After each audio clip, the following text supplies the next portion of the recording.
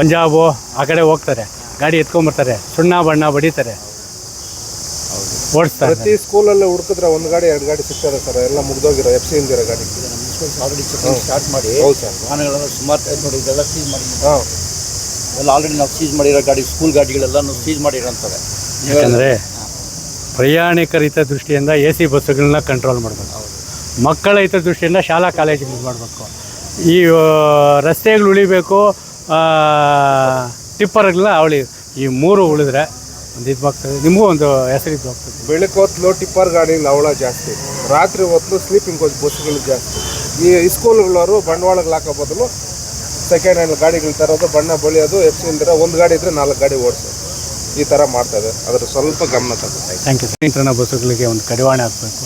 ನೀವು ಸೀಸ್ ಮಾಡಿದ್ರಿ, ಅದು ಕೆಲವು ಏನು ಮಾಡ್ತಾರೆ ಅಂದರೆ, ಈಗ ಬಿಸಿಲು ಜಾಸ್ತಿ, ಅದು ಯಾವ ವಸ್ತುಗಳು ಇದು ಮಾಡಬಾರ್ದು ಅವೆಲ್ಲ ಇದು ಮಾಡಿ ಹೋಗ್ತದೆ. ಆ ಥರ ಆಗಬಾರ್ದು. ಮತ್ತು ಈ ಟಿಪ್ಪರ್ ಲಾರಿಗೆ ಸ್ವಲ್ಪ ಹಾವಳಿ ಜಾಸ್ತಿ ಆಗಿದೆ. ಅದಕ್ಕನ್ನು ಮುಖ್ಯವಾಗಿ ಜೂನ್ ತಿಂಗಳಲ್ಲಿ ಸ್ಕೂಲುಗಳು ಓಪನ್ ಆಗ್ತದೆ, ಶಾಲಾ ಕಾಲೇಜಿಗೆ ಕಡ್ಡಾಯವಾಗಿ DDPಗೊಂದು ಮತ್ತು PUDDಗೊಂದು ನಿಮ್ಮ ಕಡೆಯಿಂದ ಒಂದು ನೋಟಿಸ್ ಕೊಡಿ. ನಿಮಗೆ ಏನು ಪರವಾನಗಿ ಪಡೆದಿದ್ದಾರೆ ಅವರು ಶಾಲಾ ವಾಹನಗಳು ಯಾವ ಪಡೆದಿದ್ದಾರೋ ಆ ಶಾಲೆಗಳು ಪರವಾನಗಿ ಯಾರು ಪಡೆದಿದ್ದಾರೋ ಆ ಬಸ್ಸುಗಳೇನಿದೆಯೋ ಅದು ಸಂಪೂರ್ಣವಾಗಿ ಯಾವ ಬಸ್ಸುಗಳಿದೆ ನಮ್ಮ ಹತ್ರ ಬಂದು ನೋಂದಣಿ ಮಾಡಿಸ್ಕೋಬೋದು. ಇವ್ರು ಕೊಟ್ಟರೆ ಇವ್ರು ಅವ್ರಿಗೆ ಕೊಡ್ತಾರೆ, ನೀವು ಡೈರೆಕ್ಟಾಗಿ ಕೊಟ್ಟರೆ ಹುಡ್ಕೋಕ್ಕಾಗಲ್ಲ. ಅವ್ರು ಒಂದು ಟೈಮ್ ಎಲ್ಲ ಕೊಡ್ಬೋದು. ಈ 3 ಸಮಸ್ಯೆಗಳು ಇಟ್ಕೊಂಡು ಇದು ಮಾಡ್ಕೊತಾರೆ. ಅದಕ್ಕೊಂದು ಸುರಕ್ಷತೆ ನಿಯಮ ಪಾಲಿಸದಂತಹ ಸ್ಲಿಪ್ಪರ್ ಬಸ್ಸುಗಳ ವಿರುದ್ಧ ಕಾನೂನು ಕ್ರಮ ಕೈಗೊಳ್ಳುವ ಜೊತೆಗೆ ಇವತ್ತೇನು ಜೂನ್ ತಿಂಗಳಿಂದ ಎಲ್ಲ ಶಾಲಾ ಕಾಲೇಜುಗಳು, ಖಾಸಗಿ ಶಾಲಾ ಕಾಲೇಜುಗಳು ಪ್ರಾರಂಭ ಆಗ್ತಾಯಿದೆ. ಆ ಮಕ್ಕಳ ಹಿತದೃಷ್ಟಿಯಿಂದ, ಪ್ರಯಾಣಿಕರ ಹಿತದೃಷ್ಟಿಯಿಂದ ಸ್ಲೀಪರ್ ಒಂದು ಬಸ್ಸುಗಳ ಒಂದು ನಿಯಮಗಳನ್ನು ಏನು ಪಾಲನೆ ಮಾಡಿದಿಲ್ಲ ಅವುಗಳ ಕಾನೂನು ಕ್ರಮ ಕೈಗೊಳ್ಳಬೇಕು.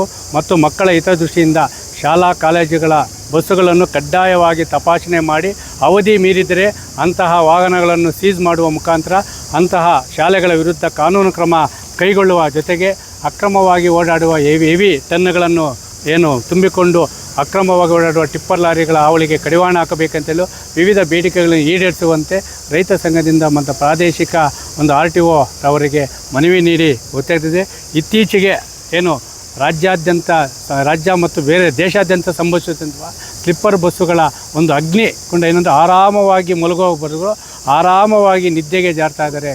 ಅದು ಆರಾಮದಾಯಕ ಸ್ಲಿಪ್ಪರ್ ಬಸ್ಸುಗಳು ಈಗ ಒಂದು ಪ್ರಾಣಕ್ಕೆ ಕುತ್ತಾಗುವಂಥ ಬಸ್ಸುಗಳಾಗಿ ದುರಂತಗಳಾಗಿ ಹೆಚ್ಚಾಗ್ತದೆ. ಇವುಗಳಿಗೆ ಕಡಿವಾಣ ಹಾಕಲು ವಿಶೇಷ ತಂಡ ರಚನೆ ಮಾಡಿ ಪ್ರಯಾಣಿಕರ ಮತ್ತು ಶಾಲಾ ಮಕ್ಕಳ ಭವಿಷ್ಯವನ್ನು ರಕ್ಷಣೆ ಮಾಡಬೇಕಂತೇಳಿ RTO ಅಧಿಕಾರಿಗಳನ್ನು ಮನವಿ ಮೂಲಕ ರೈತ ಸಂಘದಿಂದ ಒತ್ತಾಯ ಮಾಡಿದೆ.